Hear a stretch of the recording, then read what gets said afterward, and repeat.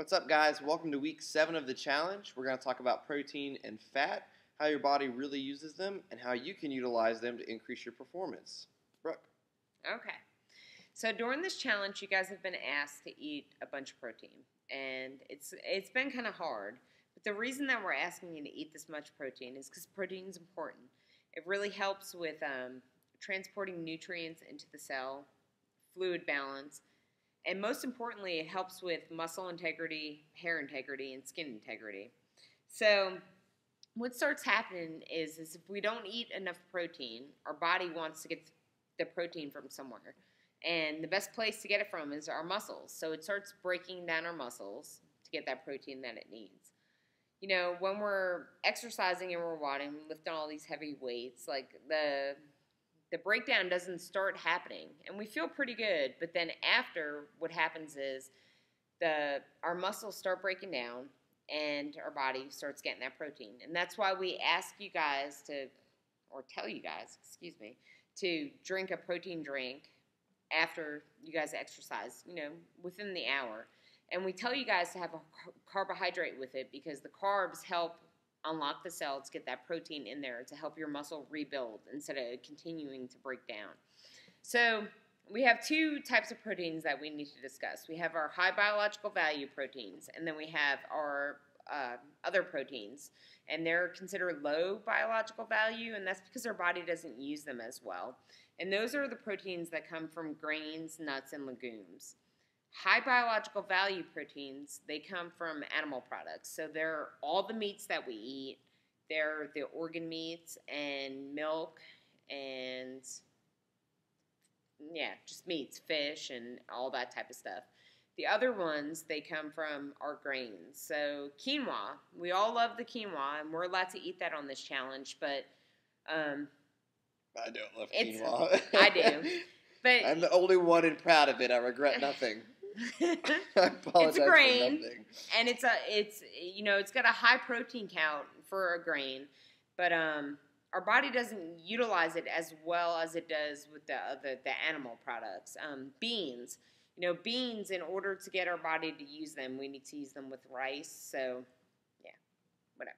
And then nuts, they're good too, but like I said, all those things that are the low biological value, you need to count them as a carb and a protein. The other ones are just counted as a protein. So that's kind of what we want because, we're watching our protein count and we want to get within our range without overshooting anyhow.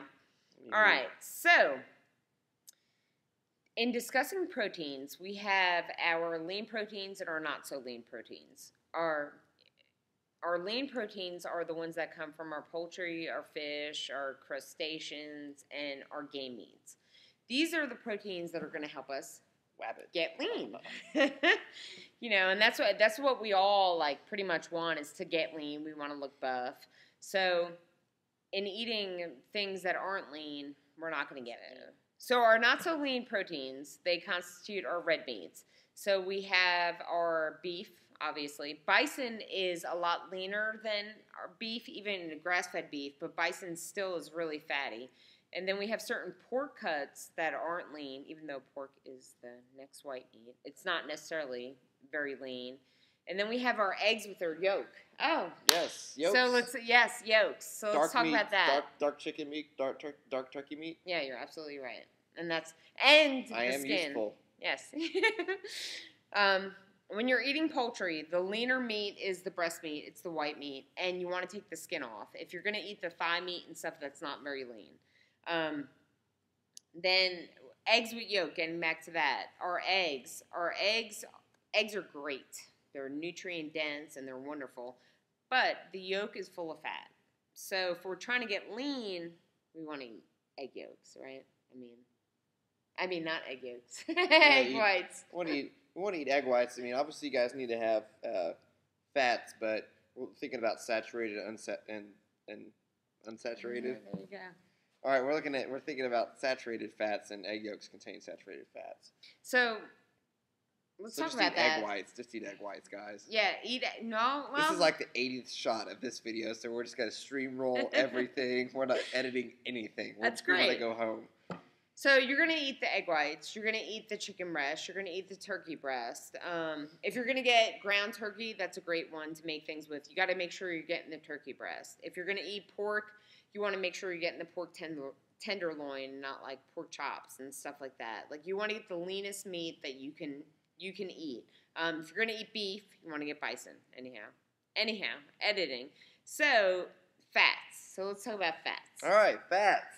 So when we talk about fats, we want to remember that it's just like protein and it's just like carbohydrates. It has a lot of different uses in the body.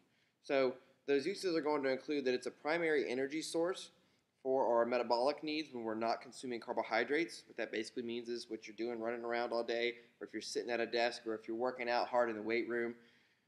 Fat is a good energy source if you are not eating carbohydrates and filling yourself up with carbs all day. So that's why we like you guys to be doing protein, fats, and fibers. Unless you're doing some kind of activity, then do carbohydrates because we want to fuel the activity. The rest of the day, we want to run off of fats. It's a great long-term fuel source. So, other benefits.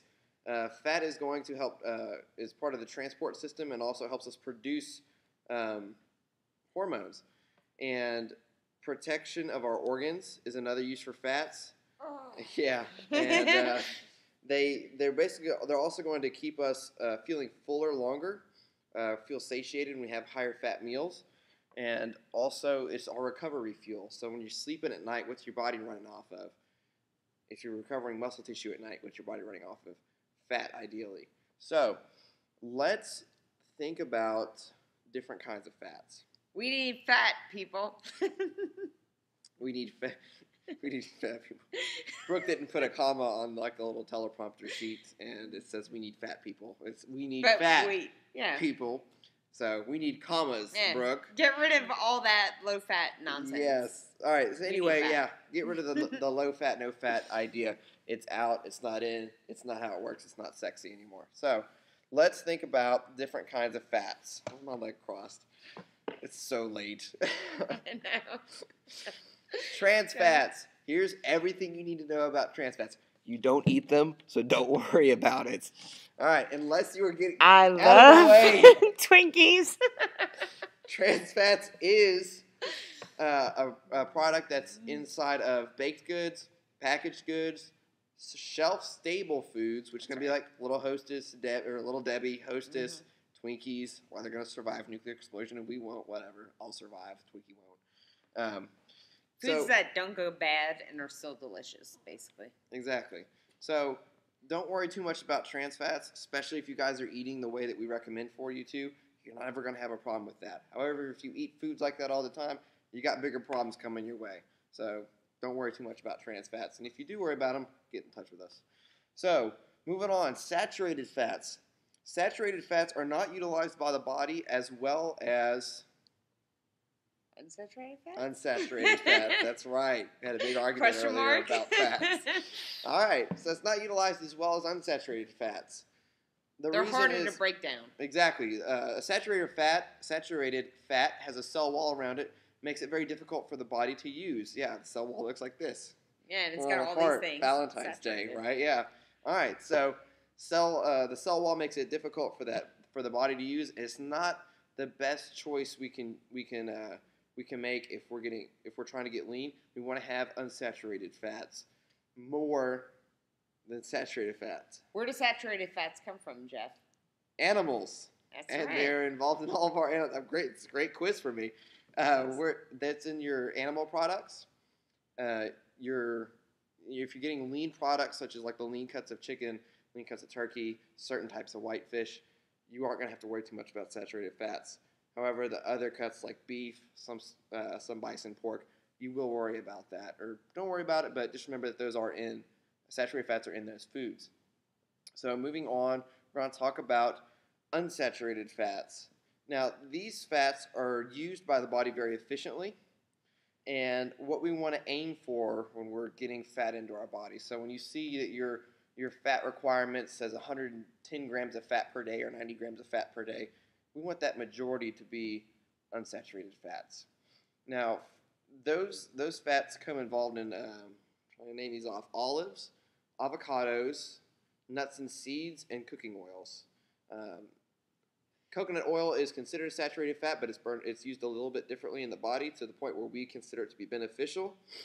So you can use that. It's very beneficial.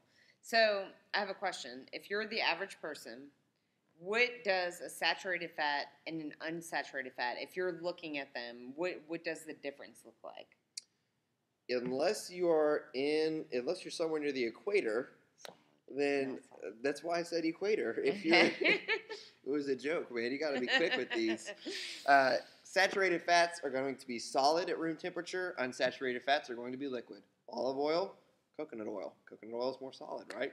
So, and beef, etc. When you drain grease out of a pan and you leave it in some kind of little dish because you don't want to throw it down the sink, and you come in the next morning, grease. Yeah, bacon grease, and you come in the morning and you see it's all solid and gross and nasty.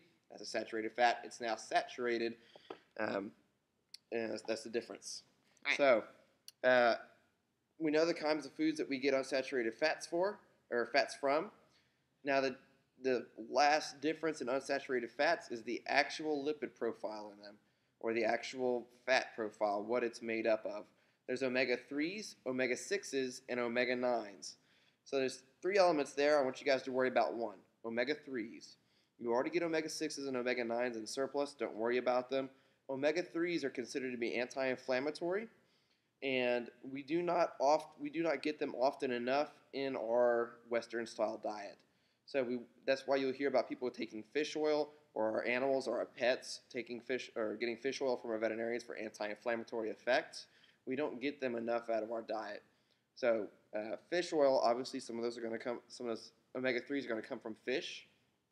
Fish like salmon are very good for that. Remember that salmon's very high in fat. It's not a white fish. But there are benefits to getting it because of the omega-3s. Those also come more frequently in grass-fed or free-range versions of meat and poultry. That is true. So the grass-fed animals have higher levels of the omega-3s, but so do things like walnuts. The fat that's in walnuts get converted to omega-3s a lot easier, and so does flaxseed. I didn't know that. But flaxseed needs to actually be ground. So if you're getting something that has the whole flaxseed, it's not very good. But go. I like this, us talking while we're on video. It's like I'm a news anchor or something. All right, I think that's it. Is that it?